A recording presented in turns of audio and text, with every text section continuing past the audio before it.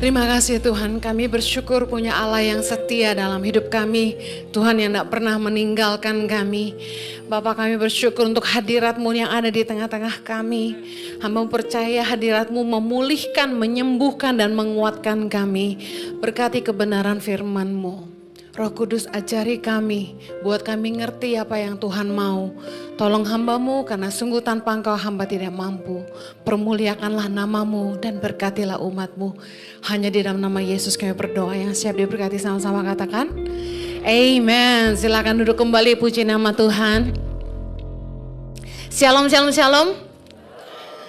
Saya ingin juga menyapa jemaat yang saat ini duduk di ruang overflow di depan lobi dan juga jemaat yang mengikuti secara streaming live online dimanapun Anda berada. Saya berdoa Anda juga dilawat Tuhan dan diberkati Tuhan. Amen. Haleluya. Bulan November gereja ICI mengangkat tema tentang leadership. Dan saya sedang mengupas tentang gaya kepemimpinan Tuhan Yesus. Dan sekarang saya akan bagikan tentang kepemimpinan yang melayani, servanthood leadership. Yesus dikenal sebagai pemimpin yang melayani. Saudara, kebanyakan orang itu kalau mengejar kedudukan, mereka mencari kedudukan itu untuk memperoleh kekuasaan, nama besar dan kekayaan. Makanya maaf, banyak orang berlomba-lomba ikut pemilu, jadi caleg. Kenapa?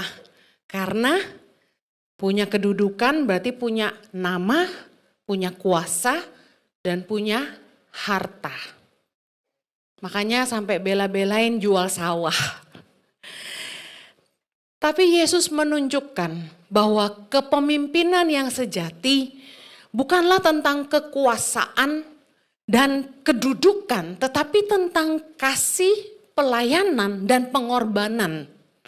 Dalam Markus 10, judul perikopnya gini, bukan memerintah, melainkan melayani. Kita lihat ayat 42, kita sama-sama baca yuk. 3, 2, 1. Tetapi Yesus memanggil mereka lalu berkata, kamu tahu bahwa mereka yang disebut pemerintah bangsa-bangsa memerintah rakyatnya dengan tangan besi, dan pembesar-pembesarnya menjalankan kuasanya yang keras atas mereka. Tidaklah demikian di antara kamu, sama-sama, barang siapa ingin menjadi besar di antara kamu, hendaklah ia menjadi pelayanmu. Dan barang siapa ingin menjadi yang terkemuka di antara kamu, hendaklah ia menjadi hamba untuk semua. 45. Karena anak manusia juga datang bukan untuk dilayani, melainkan untuk melayani dan untuk memberikan nyawanya menjadi tebusan bagi banyak orang. Jangan setelah baca ini terus ditelan mentah-mentah, pulang ini pembantu rumah tangga duduk di meja makan dan bilang sama bosnya, masakin saya. Enggak gitu ya. Jadi kita akan belajar, Yesus mencontohkan kepemimpinan yang melayani. Salah satunya adalah Yesus membasuh kaki para muridnya dalam Yohanes 13:14.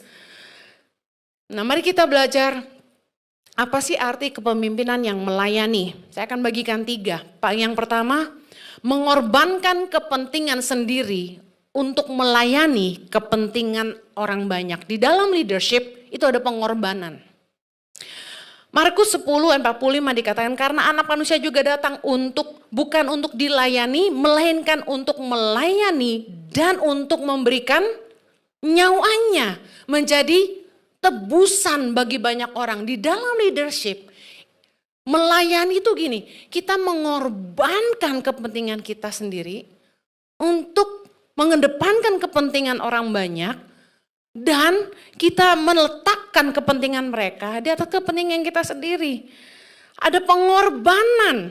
Contoh, realita kepemimpinan di dunia itu 24/7 plus sacrifice. Apa artinya? Di level tertinggi, tuntutan waktu kerja itu tidak kenal waktu. Saya sama Pastor Jojo, beda sama staf kantor. Mereka kerja dari 9 to 6. Atau ada yang datangnya dari 12 to 9, tergantung mereka di ICI atau di YTP. Sedangkan kami 12 satu hari 24 jam, kita nggak bisa bilang udah jam 6 jangan ganggu ya. Kita nggak bisa bilang saya bisa ditelepon mulai jam kantor ya. Nggak ada begitu. Jam 2 pagi orang bisa ngebel pintu rumah kami. Nggak dibukain, bel terus. Sampai bangun satu rumah, kita bukain, layani mereka. Ada yang jam 4 pagi, ada yang bisa nelpon jam setengah 12 malam. Saya kemarin itu baru punya kesempatan nafas, kasarnya Jumat sore pulang dari Israel, Holy Land. Sabtu pagi beres-beres belanjaan, masukin ke kantong oleh-oleh. Lalu beresin koper lagi, lalu baru siapin firman tuh sore jam 4. Seharian itu nggak berhenti, WA masuk, telepon masuk, sampai malam masih ditelepon orang. Di titik saya lihat udah di atas jam 11 saya udah ngangkat. Karena nggak ada habisnya dan kadang-kadang orang nggak ngerti bahwa kita juga butuh istirahat, kita juga butuh siapin firman. Padahal Sabtu itu hari penting buat saya sama Pastor Jojo siapin firman, jangan diganggu. Ada yang tolonglah Bu layani kami. Sabtu itu ada yang undang pesta nikah lah, ada yang undang persekutuan di rumahnya lah.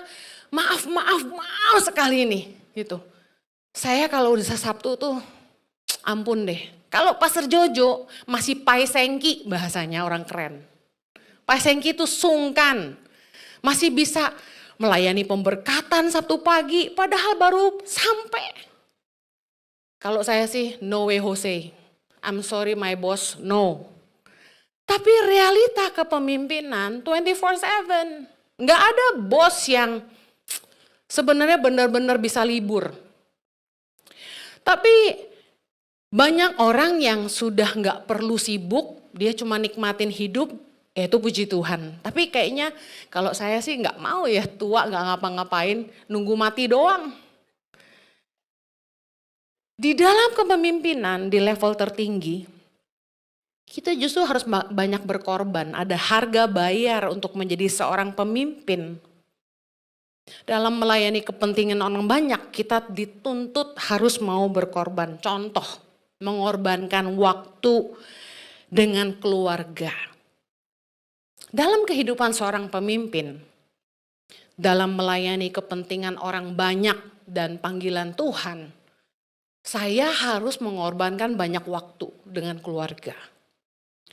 Pernah satu kali saya ditanya gini, Bu Heni, kapan ibu bisa punya waktu sama anak-anak ibu, sama suami ibu, kalau ibu pelayanan terus? Mereka nggak tahu aja dalam hati itu menangis, udah kayak lagu ya. Saya tuh setiap hari dulu nih, harus khotbah tuh dari Senin sampai Minggu. Menjajakan jualan tangan pengharapan kemanapun saya pergi. Dan capek Bapak Ibu, stres. Make up tiap hari, ngeblow rambut tiap hari. Sendiri, gak ada make up artist. Jadi sampai staf saya bilang gini, Ci, lu sih kasih karunia, kenapa? Rambut lu tuh ya dikeramas tiap hari, di-blow tiap hari, masih banyak aja katanya, gak botak. Dalam hati saya, Tuhan tahu yang kubutuhkan. Saudara, anak saya waktu itu masih bayi ya. Axel masih baby, Chloe Zoe baru 2,5 tahun.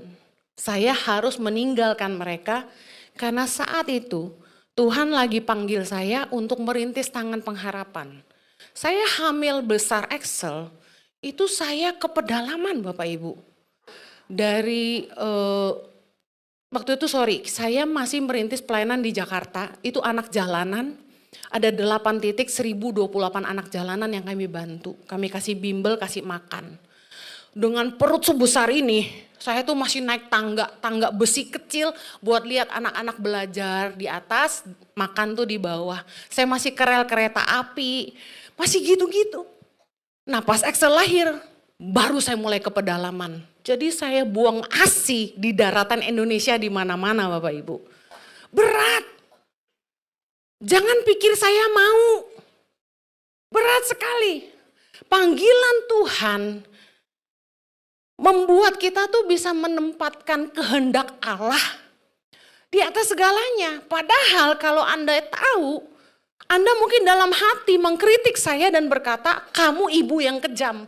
Kamu perempuan yang tidak mencintai keluarga. Bapak Ibu perlu kenal. Saya orangnya family oriented banget. Saya bisa gak punya teman asal ada keluarga. Saya bisa gak kemana-mana asalkan saya di rumah sama anak saya. Kalau papanya pergi-pergi ya gak apa-apa, yang penting ada anak aja. Saya family oriented dan sayang anak banget. Bayangin anak orang aja gue sayang, apalagi anak sendiri. Jadi waktu saya harus taat dengan panggilan Tuhan, saya doa, saya bilang gini, Tuhan siapa yang saya harus tolong? Tuhan bilang gini, help the one who need the most. Tuhan langsung ingetin saya anak-anak di Halmahera. Tuhan langsung ingetin saya anak-anak di Papua. Aduh, sebelum saya berangkat malamnya, saya pelukin anak-anak saya satu-satu, saya ciumin, saya nangis Bapak Ibu. Mama mana yang gak nangis ninggalin anak, saya gak tahu deh. Waktu buang ASI itu Bapak Ibu, saya nangis. Saya ingat saya punya bayi di rumah yang butuh ASI saya dan saya buang itu cuma-cuma. Aduh sia-sia. Saya sedih banget. Saya khotbah pertama untuk kehidupan kami pribadi karena kami hidup dari Injil. Yang kedua untuk ngidupin tangan pengharapan. Saya harus berkorban untuk kepentingan orang banyak. Untuk anak-anak tangan pengharapan. Nah, di dalam leadership mustahil tidak ada pengorbanan. Dalam hidupnya, Yesus peduli dan hadir bagi keluarga. Namun dia menempatkan kehendak Allah di atas segalanya. Kita lihat Markus 3. Alkitab tuh memang keren. Ayat 31. Sama-sama kita baca. 3:21. Lalu datanglah ibu dan saudara-saudara Yesus. Sementara mereka berdiri di luar, mereka menyuruh orang memanggil dia. Ada orang banyak duduk mengelilingi dia, mereka berkata kepadanya, lihat ibu dan saudaramu ada di luar dan berusaha menemui engkau. Jawab Yesus kepada mereka, siapa ibuku dan siapa saudara-saudaraku?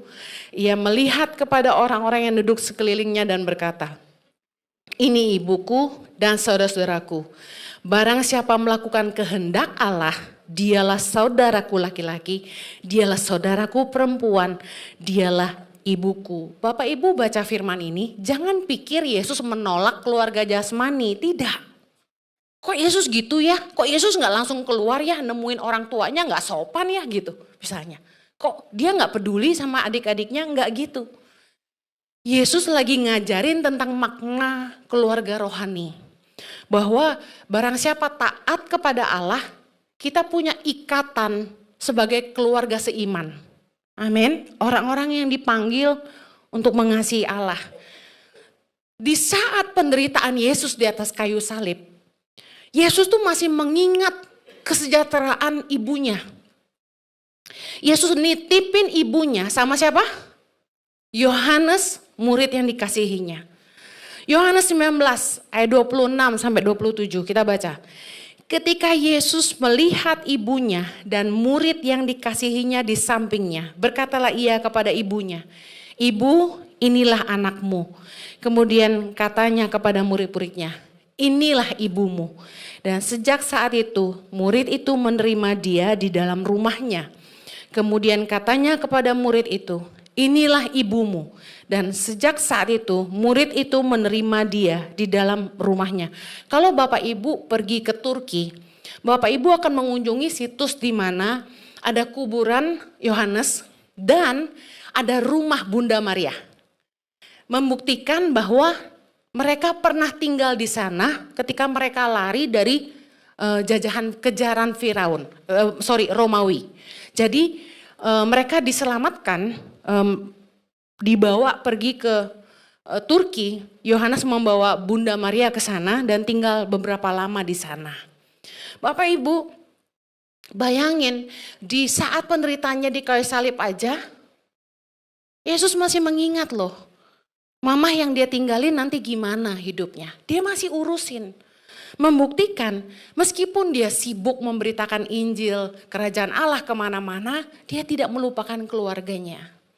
Nah, saya sempat merasa tertuduh ketika karena panggilan Tuhan, saya harus meninggalkan anak-anak saya. Bahkan saya baru menyadari bahwa mereka ternyata sangat kehilangan saya setelah mereka besar. Mereka udah bisa cerita, mereka bilang, kami sedih karena mama selalu tinggalin kami. Tapi saya pernah cerita di khotbah saya bahwa ada harga bayar di mana saya tidak pernah kemana-mana kalau saya di Jakarta. Saya sama anak saya nemenin dia nonton Barbie, sampai saya hafal semua film Barbie-nya. Saya nonton semua film-film yang dia tonton supaya demi saya bisa sama anak saya di waktu saya ada di Indonesia, di Jakarta. Jadi anak-anak saya lupa mungkin bahwa mamanya tidak pernah berteman. Saya kehilangan waktu dengan teman-teman, nggak pernah ngopi-ngopi sama teman, apalagi boro-boro nge-mall. Karena saya lebih memilih kalau saya ada di Jakarta, saya sama anak. Karena ada harga bayar, saya harus menghidupi kehendak Allah dalam hidup saya. Bayarannya apa? Mengorbankan kehidupan sosial saya. Saya baca tentang Pak Ignatius Jonan. Bapak Ibu, Direktur Utama PT KAI, Kereta Api Indonesia, yang menjabat 2009 sampai 2014. Pak Jonan ini berkata gini, saya tidak percaya work-life balance. Challenging ya. Kepemimpinan sejati, dia bilang gini, yang ada hanyalah prioritas waktu. Kepemimpinan sejati menuntut keberanian dalam memilih kapan keluarga nomor satu, kapan visi perusahaan harus didahulukan. Terus dia bilang gini, coba slide berikutnya. Kalau waktu saya ditugaskan di KAI itu saya baru menikah 10 tahun atau kurang, pasti sudah cerai. Mari. Menarik sekali apa yang dia katakan. Work-life balance itu sulit dilakukan. Kenapa? Dalam hidup kita ada musimnya. Musim di mana kita kerja keras. Setelah kerja keras selesai, ada musim di mana kita mulai lebih tenang, lebih santai, kita bisa spend time waktu sama anak-anak kita, sama pasangan kita. Ada harga yang harus dibayar, ada prioritas waktu, ada musim kehidupan yang harus kita jalani. Kalau saya boleh bilang sekarang, meskipun saya masih sibuk, saya lebih punya waktu sama suami saya, karena sekarang dia tidak harus pelayanan keliling meninggalkan saya dan anak-anak saya. Yang sebelumnya hubungan rumah tangga kami sangat dingin karena dia sering pergi. Yang kedua, saya bisa punya waktu untuk bilang ke suami saya mau pergi ke Sydney mengunjungi Chloe Zoe. Meskipun belum. Sejak Juli terakhir saya kirim mereka ke sana. Nah, Pak Jonan bilang, kalau dia tuh nikah sama istrinya 10 tahun atau kurang, pasti udah cerai. Kenapa? 10 tahun pertama pernikahan itu penyesuaian. Anak-anak masih kecil. Tentu pasangan akan butuh kita ada di rumah mensupport. Karena ngegedein anak tuh gak gampang dan butuh kerjasama suami istri, co-parenting. Tapi seiring berjalannya waktu ketika pernikahan itu sudah cukup matang, pengertian sudah terbangun. Suami istri udah lebih saling ngerti. Udah bisa saling ngalah dan cari istri yang pengertian itu sulit. Amin. Kebanyakan perempuan lebih senang di ngertiin. Ada amin bapak-bapak? Wih, keras banget amin ya. Tapi karena sudah nikah lama, istri juga paham. Saya lihat di postingan Pak Jonan, dia pernah tidur di stasiun demi mentransformasi KAI. Dan kita bisa akui bahwa kereta api jadi lebih bagus sekarang. Termasuk dengan adanya WUS dan lain-lain. Amin. Tapi di balik semua keberhasilan dan kesuksesan seorang Ignatius Jonan, ada pengorbanan dan harga bayar. Kalau kita bilang gini, istri ini kan sering gini, sama lah gue juga dulu. Marahnya sama Pak Jojo gini, kamu tuh gak pernah di rumah. Aku tuh butuh kamu. Anak-anak tuh butuh papanya. Ya kan? Kamu lebih menyenangkan jemaat daripada keluargamu sendiri. Wah. Istri kalau masih baru nikah pasti gini. Tapi kalau sama-sama sevisi, sejalan, dan ngerti panggilan Tuhan, pasti akan mengerti bahwa ada pengorbanan. Istri yang gak ngerti panggilan suaminya akan komplain, lu kok komsel melulu gitu.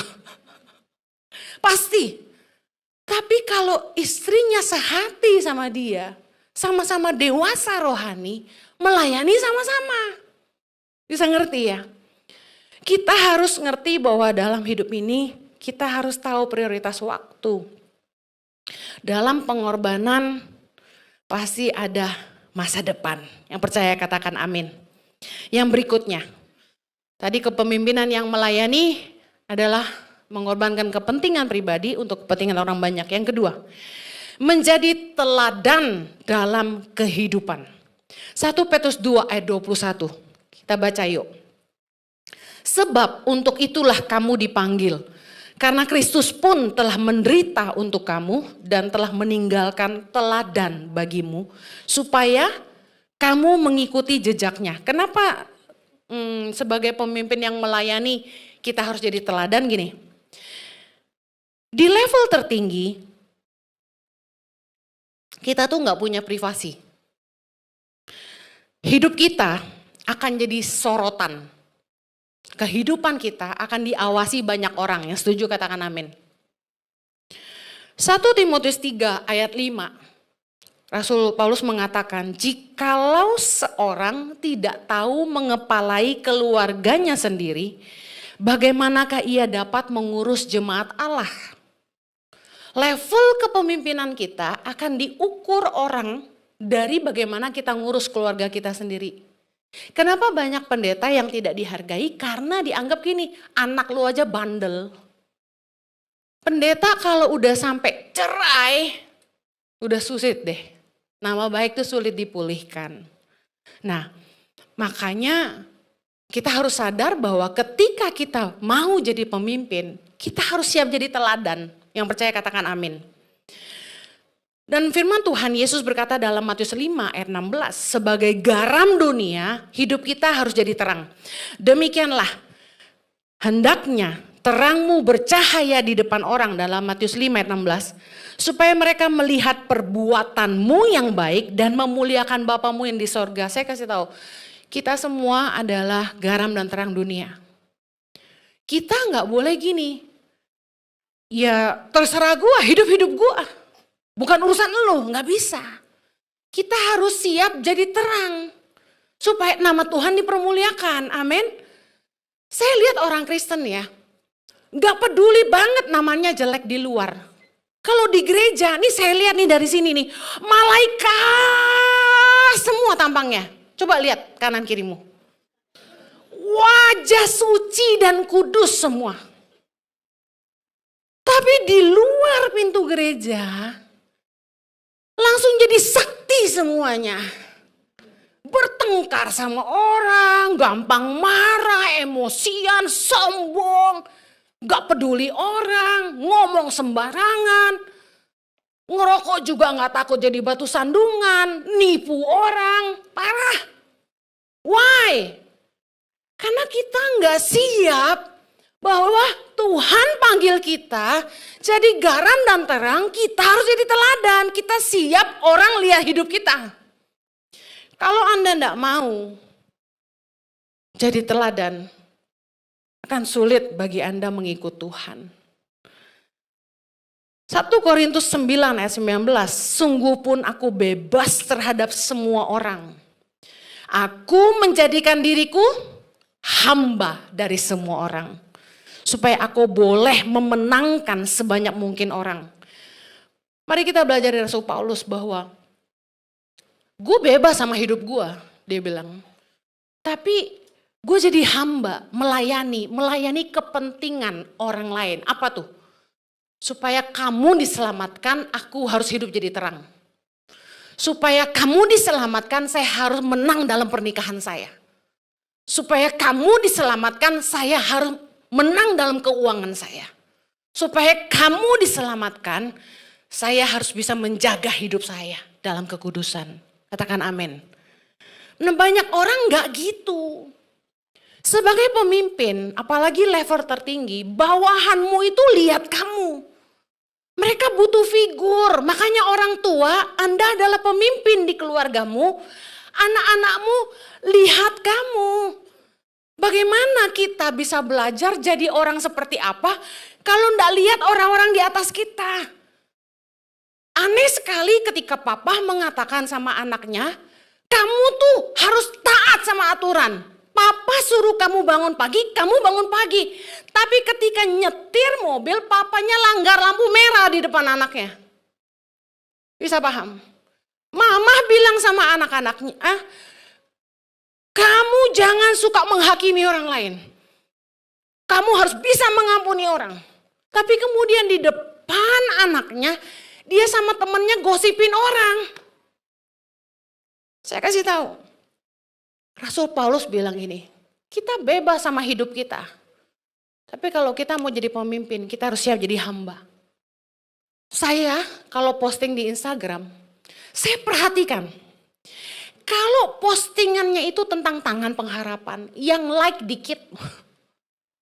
Heran gue. Tapi saya foto sama Excel, cekrek.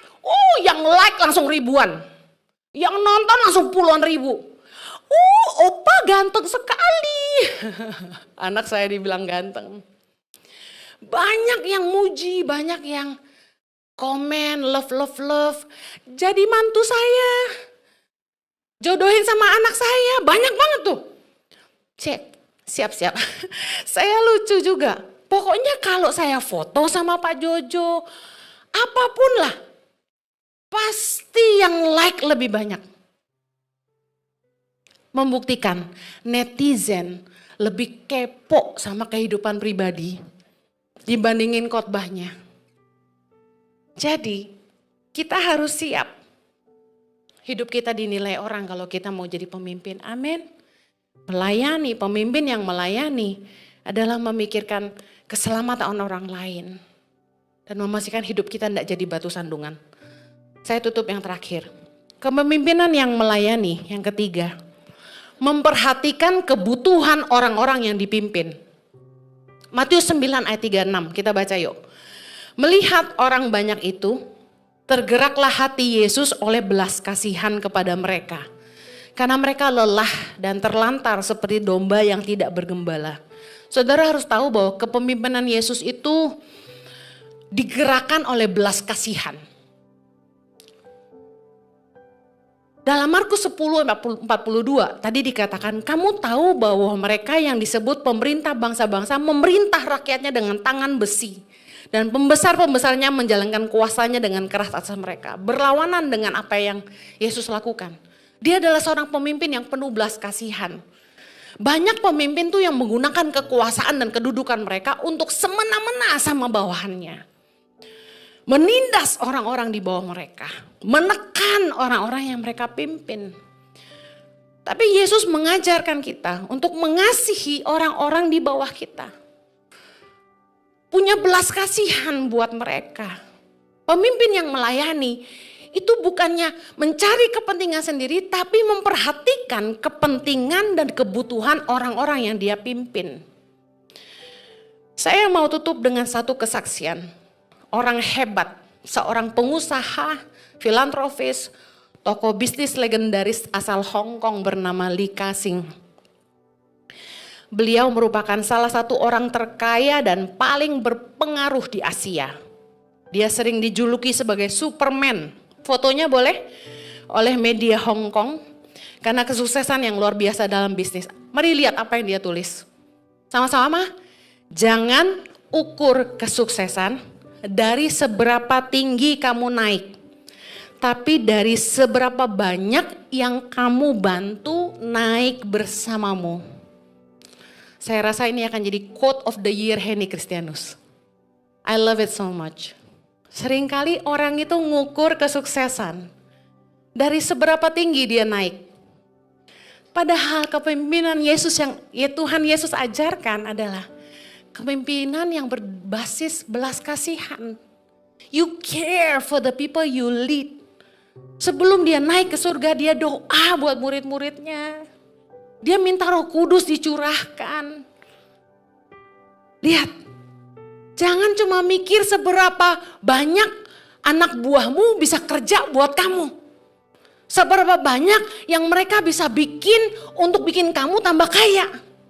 Tapi kamu harus jadi pemimpin yang melayani seperti Yesus, yang mikirin juga kehidupan mereka, kebutuhan mereka. Amin. 1 Korintus 10 ayat 24 berkata, jangan seorang pun yang mencari keuntungannya sendiri, tetapi hendaklah tiap-tiap orang mencari keuntungan orang lain.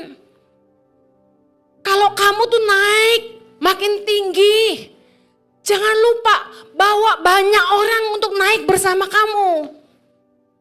Pertanyaan saya hari ini, renungkan hidupmu. Umurmu sudah berapa dan berapa banyak orang yang hari ini hidupnya lebih baik karena kamu. Pemimpin yang melayani. Yang pertama, mengorbankan kepentingan sendiri untuk kepentingan orang banyak. Yang kedua, pemimpin yang melayani menjadi teladan dalam kehidupan. Yang terakhir, pemimpin yang melayani memperhatikan kebutuhan orang-orang yang dipimpin. Saya berdoa pulang dari tempat ini, Anda jadi pemimpin di rumah tangga, pemimpin di perusahaan, pemimpin di organisasi, pemimpin di komunitas. Anda akan menjadi pemimpin-pemimpin yang lebih baik dari kemarin. Amin. Care for the people. Mari berdoa. Tuhan Yesus, tolong kami untuk kami senantiasa terus belajar dari pribadi-Mu yang luar biasa. Kau pemimpin yang melayani. Engkau mengorbankan hidup-Mu untuk menyelamatkan kami. Terima kasih Tuhan. Bahkan terima kasih untuk hidup-Mu. Seorang pemimpin yang jadi teladan bagi hidup kami. Dan kami bersyukur Tuhan. Karena Engkau menjadi pemimpin yang memperhatikan kami. Umat-Mu. Hamba-Mu berdoa saat ini. Apapun yang jadi pergumulan dalam hidup kami. Tuhan tolong. Engkau pemelihara dalam hidup kami. Engkau yang mencukupkan yang segala yang kami butuhkan. Sebentar kami akan menerima tubuh dan darah-Mu. Materaikanlah dalam hati kami. Di dalam nama Yesus kami berdoa. Amen. Berapa banyak sudah diberkati firman Tuhan pada pagi hari ini? Puji Tuhan. Baik, kita persiapkan diri kita untuk menerima tubuh dan darah Kristus. Adakah di antara Bapak Ibu yang belum menerima roti dan anggur bisa melambaikan tangan tinggi-tinggi? Sehingga kami semua bisa melayani saudara untuk sudah bisa menerima roti dan anggur bagi Bapak Ibu Saudara semua yang mengikuti secara online. Sudah bisa mempersiapkan roti, kalau nggak ada roti bisa diganti dengan biskuit. Dan Anda bisa persiapkan anggur, kalau nggak ada anggur bisa diganti dengan sirup, teh atau air putih. Bisa lambaikan tangan.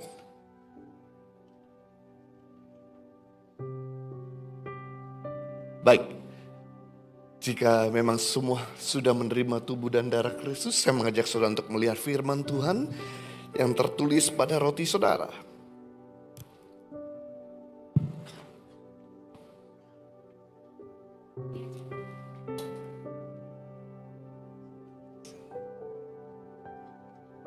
Saya undang kita pakai berdiri bersama-sama.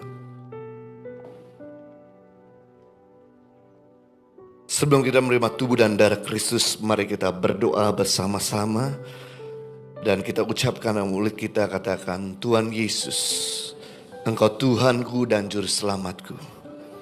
Ampunilah dosa-dosa dan kesalahan akibat perbuatan ucapan, dan pikiranku.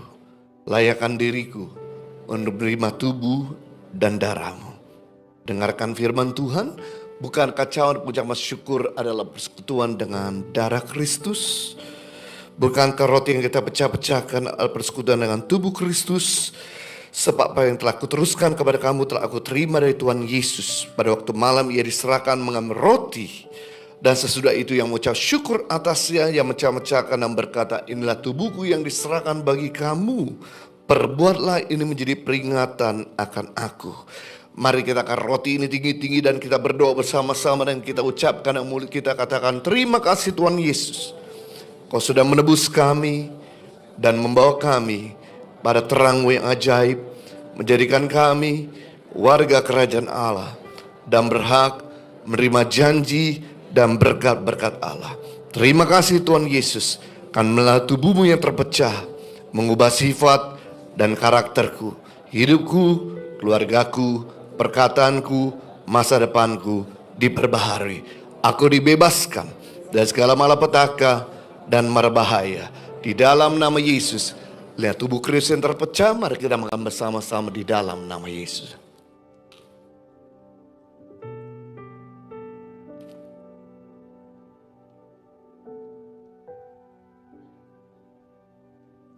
Demikian juga Yesus mengambil cawan sudah makan lalu berkata, cawan ini adalah perjanjian baru yang dimateraikan oleh darahku.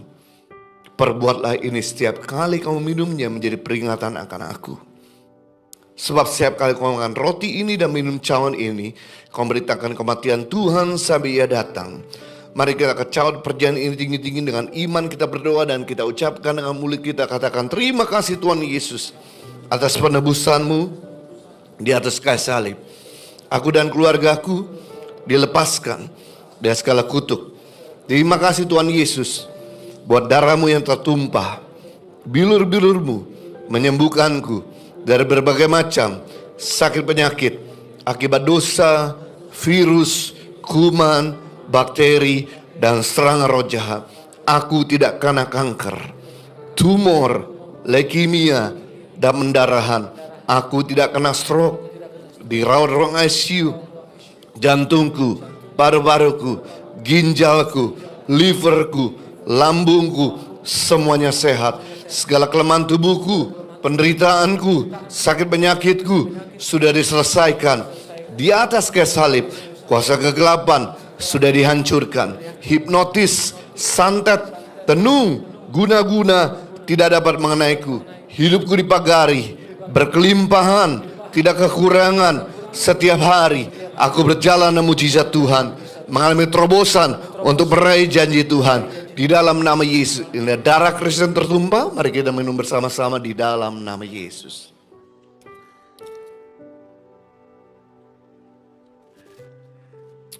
Mari kita buka tangan kita dan kita mulai mengucap syukur kepada Tuhan. Kami naikkan syukur kami.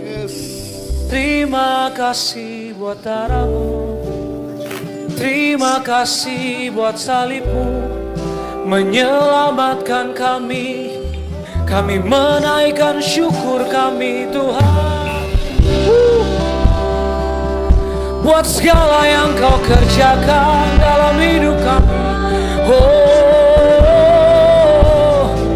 naikkan syukur buat segala kebaikan-Mu Yesus Tuhan. Oh, kami naikkan sembah kami, kami naikkan syukur kami. Darah-Mu kami terima dalam nama Tuhan Yesus yang sudah diberkati Tuhan. Sama-sama kita katakan amin. Silakan duduk kembali Bapak Ibu Saudara.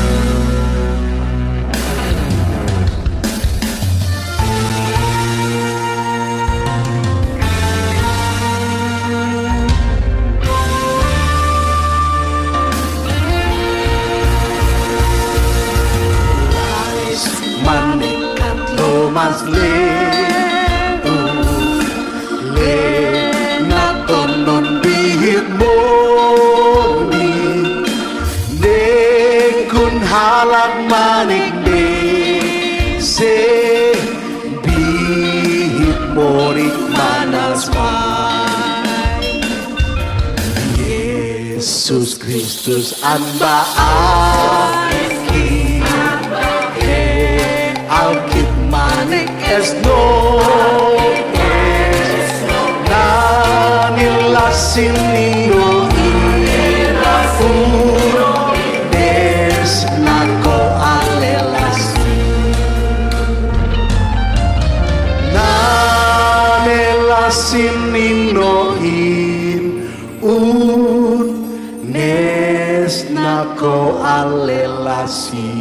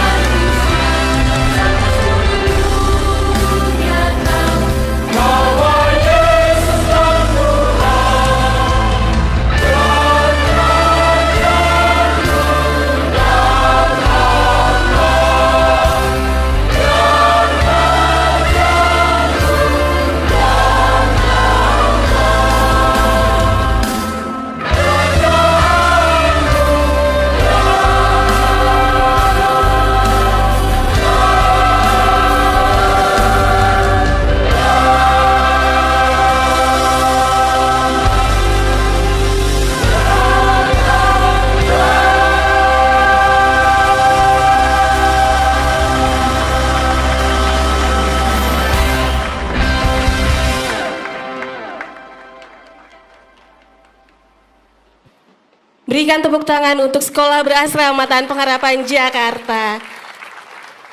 Ya, Shalom Bapak Ibu semua, perkenalkan saya Krista Stefani, Head of Partnership Yayasan Tahan Pengharapan, dan di samping saya ada Saha, maskot dari Sekolah Tahan Pengharapan Jakarta. Bapak Ibu, hari ini kami dalam rangka memperingati 18 tahun Tahan Pengharapan berkarya, kami mengadakan YTP Expo. Di mana dalam YTP Expo ini kami menampilkan berbagai hasil karya anak-anak, dan puji Tuhan setelah 18 tahun berkarya dimulai dari 5 anak jalanan yang waktu itu Ibu Heni layani di Bandung. Saat ini sudah ada 9.800 anak di seluruh Indonesia di 119 titik. Ya, puji Tuhan ya Bapak Ibu. Saat ini kami mengadakan YTP Expo di ruang overflow.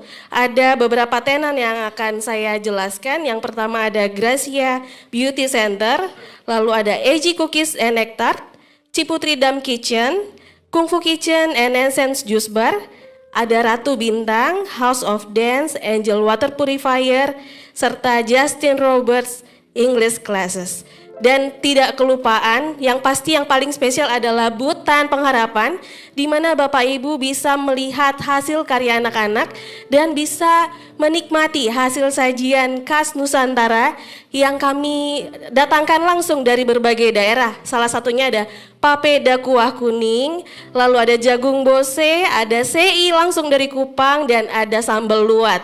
Dan tidak kelupaan di ruang depan, di lobi depan itu ada kain tenun seperti yang saya gunakan.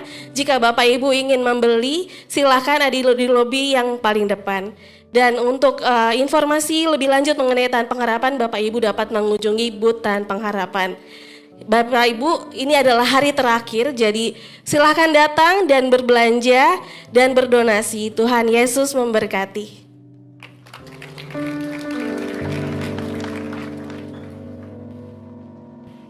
Saya percaya setiap kita diberkati oleh kebenaran firman Tuhan dan juga penampilan dari choir Sekolah Bersama Jakarta. Yang diberkati, sekali lagi tepuk tangan yang terbaik buat Tuhan kita yang luar biasa. Dan pagi siang hari ini saya memberikan kesempatan bagi Bapak Ibu Saudara untuk memberikan persembahan, persepuluhan maupun donasi untuk Yayasan Tangan Pengharapan maupun Gereja Impact Community Indonesia. Bapak Ibu Saudara bisa men-scan QR code yang ada di layar maupun transfer ke nomor rekening yang tertera di layar. Jika Bapak Ibu rindu memberikan secara tunai, Bapak Ibu Saudara bisa memasukkannya ke dalam amplop persembahan dan jangan lupa untuk dimasukkan ke kotak persembahan setelah selesai ibadah. Dan sebelum kita memberikan persembahan yang terbaik, bersama kita akan berdoa terlebih dahulu. Bersyukur atas kebenaran firman-Mu yang Engkau sampaikan melalui hamba-Mu untuk setiap kami. Ajar kami untuk kami memiliki kerendahan hati, untuk kami bisa melayani. Dan ajar kami Tuhan untuk hidup kami boleh berdampak dan menjadi terang di tengah dunia ini. Sebentar kami rindu memberikan persembahan yang terbaik untuk Tuhan. Engkau yang memberkati tangan-tangan yang memberi. Biarlah setiap persembahan kami memuliakan nama Tuhan dan memperbesar pelayanan gerejamu tempat ini. Di dalam nama Tuhan Yesus, setiap engkau yang siap memberikan persembahan yang terbaik bersama saya katakan, amin. Selamat memberi, Tuhan Yesus memberkati. Aku diberkati, aku dilimpahi, karena Allah sanggup untuk menyediakan. Aku diberkati, aku dilimpahi atas sempurna anugerah Tuhan bagiku, atas sempurna anugerah Tuhan bagiku, atas sempurna anugerah Tuhan bagiku.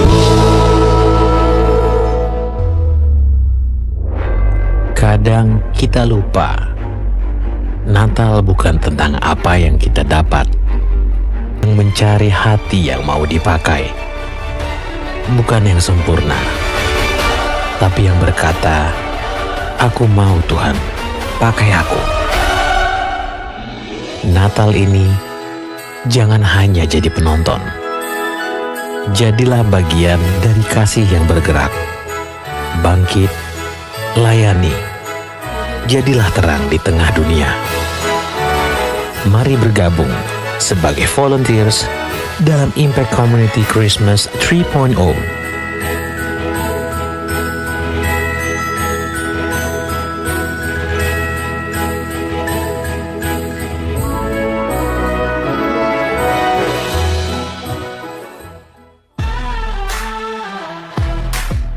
Saya Pastor Yohanes Kristianus dan Pastor Henry Kristianus saat ini sedang ada di Kana bersama dengan guide kita di Israel yaitu Pak Bizara.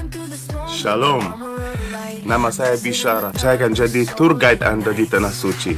Saya mau mengajak Anda untuk mengunjungi situs-situs berbeda di Tanah Suci yang terdapat dalam Alkitab, mulai dari Kana, Nazaret, Tiberias, Jericho, Bethlehem, dan Yerusalem.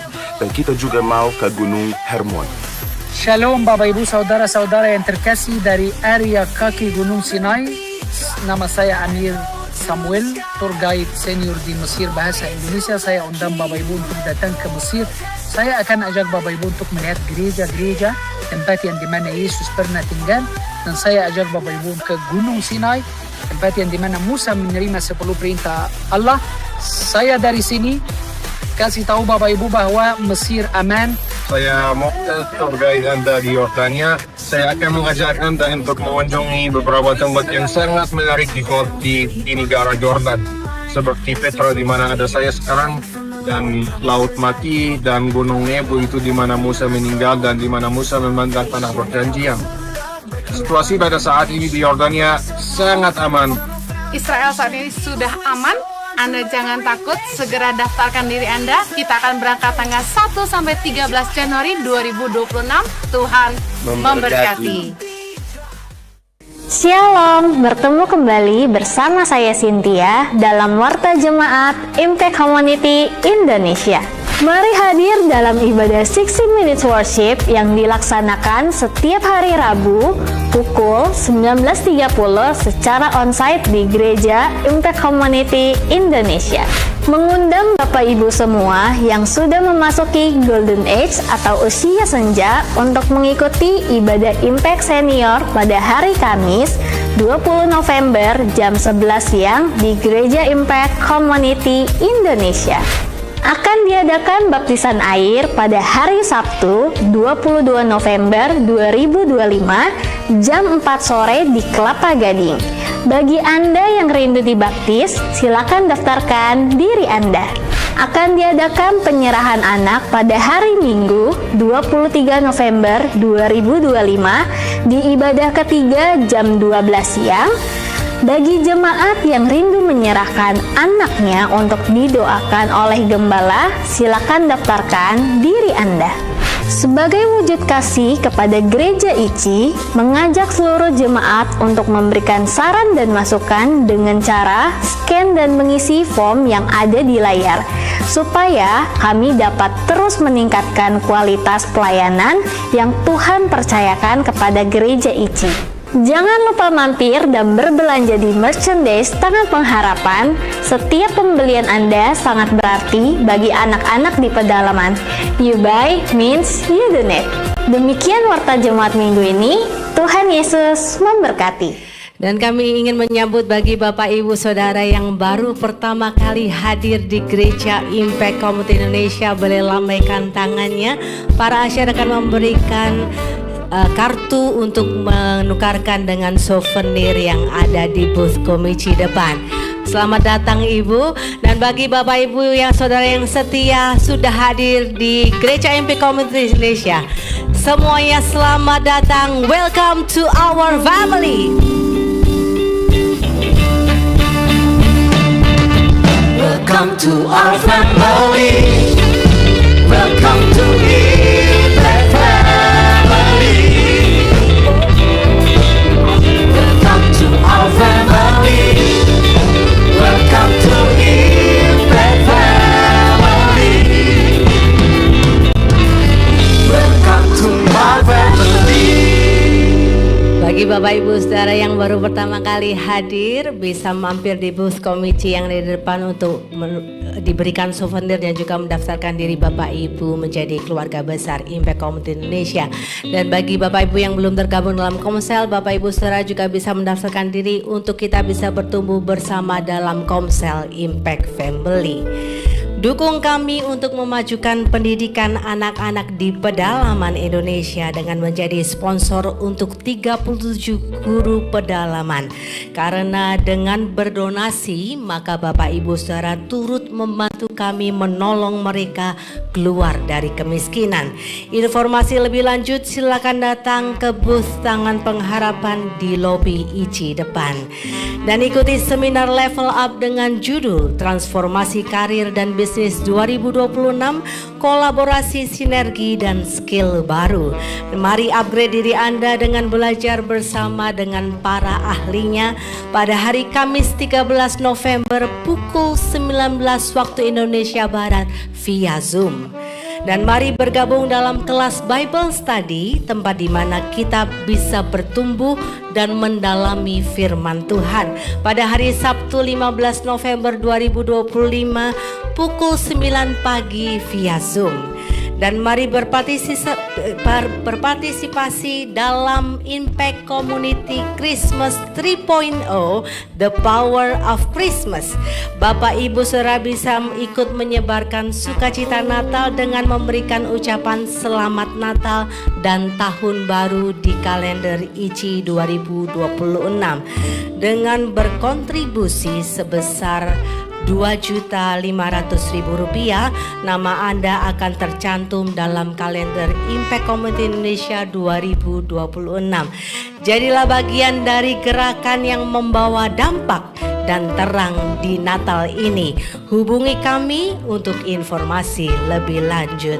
Dan Bapak Ibu Saudara, pada pagi siang hari ini ada overflow di depan. Jadi Bapak Ibu Saudara yang ada di main hall, mohon menunggu arahan dari Asher untuk keluar dari main hall.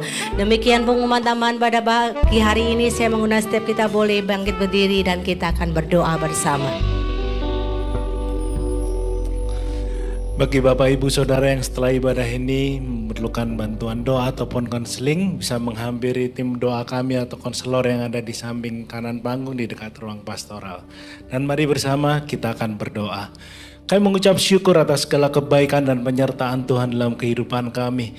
Kalau saat ini kami boleh hadir di tempat ini untuk beribadah, memuji, memuliakan nama Tuhan dan mendengarkan kebenaran firman Tuhan.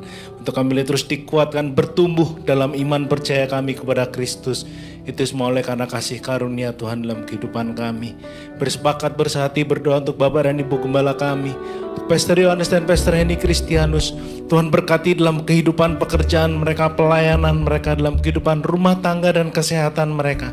Dimanapun kedua hamba-Mu ini berada, boleh hanya nama Tuhan saja yang ditinggikan dalam pelayanan kehidupan mereka. Kami juga berdoa untuk pelayanan dari Yayasan Tangan Pengharapan maupun Gereja Impact Community Indonesia. Untuk setiap staf, volunteer, jemaat yang ada, boleh bergandeng tangan memahami apa yang menjadi kehendak Tuhan lewat pelayanan yang Tuhan percayakan dalam kami. Sehingga apa yang kami karyakan itu boleh mempermuliakan nama Tuhan, menjadi berkat bagi bangsa kami, bagi kota kami maupun bagi masyarakat di sekitar kami. Kami yang hadir pada pagi siang hari ini, yang kami sedang berkumpul dalam kesehatan kami maupun kami mengikuti secara online. Kalau ada anggota keluarga kami yang sedang terbaring sakit, kami berdoa di dalam nama Tuhan Yesus. Kiranya kesembuhan bilur-bilur yang daripada Tuhan itu menyembuhkan, memulihkan setiap kesehatan kami. Kami juga berdoa untuk setiap mereka yang berkumpul dalam usaha mereka. Tuhan yang berikan terobosan yang baru dalam usaha mereka, diberikan hikmat dan takut akan Tuhan. Mereka juga yang merindukan pekerjaan, Tuhan juga yang berkati sehingga mereka boleh bertemu, boleh mendapatkan pekerjaan yang terbaik, sehingga mereka boleh terus berkarya bagi kemuliaan nama Tuhan. Kami juga berdoa untuk setiap hubungan rumah tangga dari jemaat-Mu, hubungan suami istri, orang tua, anak, mertua, dan menantu. Tuhan terus berkati dalam kehidupan rumah tangga mereka. Mereka yang sedang bergumul dalam rumah tangga mereka, kami berdoa tidak ada kata perceraian di dalam mereka, di dalam nama Tuhan Yesus. Tapi mereka boleh melibatkan Tuhan, boleh selalu mengandalkan Tuhan, sehingga mereka boleh mengalami pemulihan dalam kehidupan rumah tangga mereka. Kami juga berdoa untuk setiap mereka yang merindukan keturunan. Tuhan berkati buah kandungan mereka, dijauhkan dari kemandulan. Mereka yang sedang mengandung, Tuhan juga berkati janin dalam kandungan mereka, dijauhkan dari keguguran di dalam nama Tuhan Yesus. Kami juga berdoa untuk setiap mereka yang merindukan pasangan hidup, bertemu dengan pasangan hidup yang sepadan dan takut akan Tuhan. Juga mereka yang sedang menjalani studi mereka, kiranya hikmat marifat yang daripada Allah melimpah dalam kehidupan mereka.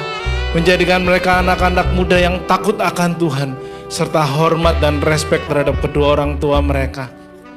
Dan kalau sementara kami akan kembali ke rumah kami masing-masing, Tuhan juga yang sertai tiap langkah perjalanan hidup kami, sehingga setiap langkah kami boleh selalu mempermuliakan Tuhan, boleh selalu mengalami mujizat Tuhan, kemenangan yang daripada Tuhan, boleh selalu melihat kebaikan dan kebaikan Tuhan. Dan mari bersama kita mengangkat kedua tangan kita untuk menerima berkat dari Tuhan.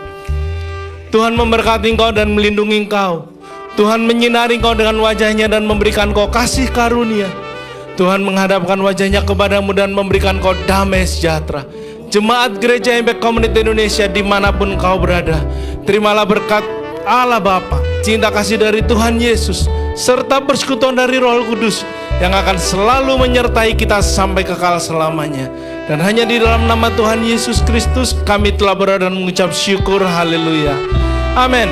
Selamat hari Minggu dan Tuhan Yesus memberkati.